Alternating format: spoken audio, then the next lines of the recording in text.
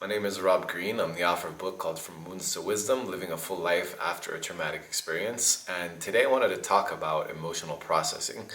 If you've faced a lot of trauma in your life, have you ever noticed that these memories or feelings or this old kind of baggage likes to resurface at the most inconvenient time possible? Let's say, for example, if you're working a job and you're involved in a project or you're really busy with something and you're devoting all of that emotional energy and attention to accomplishing a goal. You're an overachiever. You're using that energy to fuel you and you're excelling and you're successful in whatever you're doing. Times that your mind is not busy, all of these memories want to come knocking at your door and come start to harass your mind. And so what do you usually do? A lot of the times we don't want to face these things because we see it as a big inconvenience. Kind of thinking was like, oh, now? Really? This is bothering me now? I have to get up in a few hours and I have this to do and that to do and that to do. I don't have time to deal with this. And we usually like to revert to distracting ourselves, self-medicating, or finding some kind of way to make the feeling go away so our mind doesn't have to align with what our heart is telling us. And so I like to relate this analogy to the trash man. Think of yourself, for example, as the building manager of a giant coliseum. And it's amazing there. It's a huge building, and you're in charge of everything. You're in charge of logistics, operations, events, bookings, the whole deal. You're the head guy there. You are in charge of the whole show.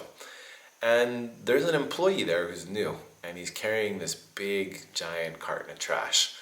And he's pushing it around looking for the exit, and he can't find it. And no one wants to talk to him because trash really stinks. It's been sitting in dumpsters, it's old food, it's stuff that just really smells bad. So anytime anyone else comes near them, they run away. And all of a sudden, he sees you, the building manager, sitting in your office. And all of a sudden, he notices that you're not busy. You just hung up a phone call, you're sitting at your desk. You're not busy, so he comes knocking at your door. When you look over and you smell the smell of what he's carrying, your immediate response is to tell him to go away. And so he does.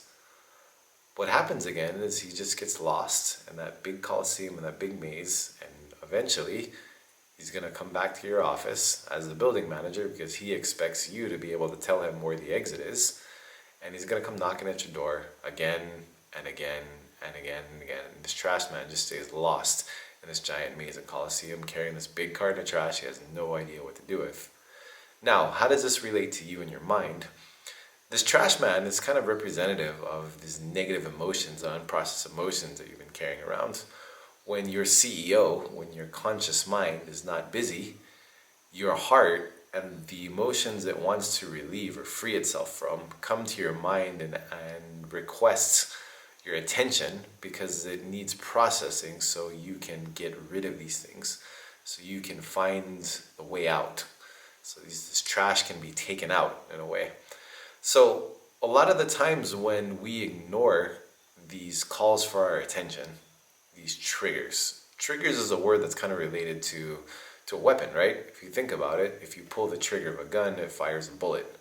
So when our emotions are triggered, there's an explosion, there's a bullet, the emotion starts to surface. Where do we direct that energy? 9 times out of 10, we direct it to the little 4-inch box we look at our hand.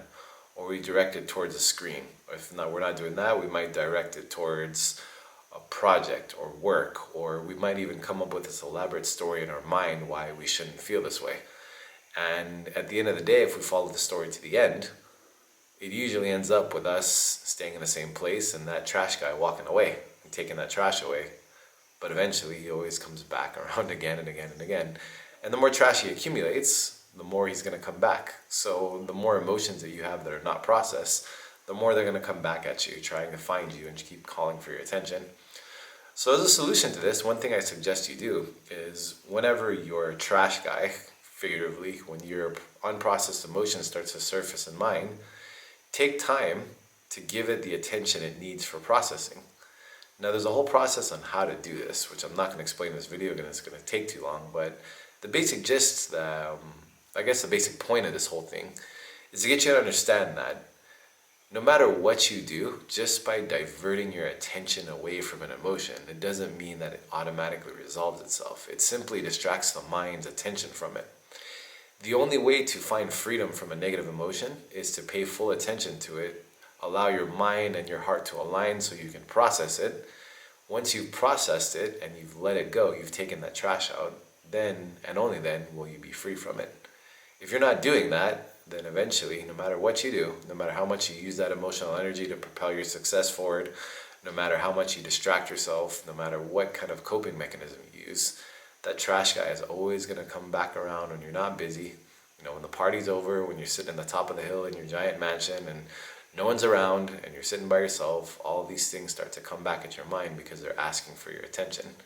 So if you give them the attention that they need, to a certain extent, carefully, through a very calculated and tactical way, because you don't want to fall into these emotions, but if you give them the attention that they need, you can process them, finally let them go, and be free from them. Because essentially, that's really what you want.